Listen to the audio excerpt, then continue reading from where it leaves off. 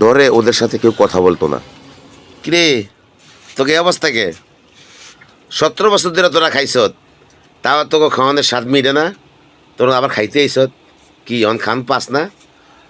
হ্যাঁ on Khan pass না?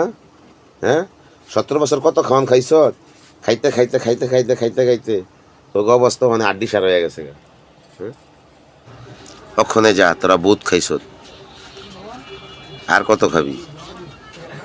যা যা যা, তোর তো একবার লজ্জা শরম কম। তোর দেখে কেমন দিতে আছে?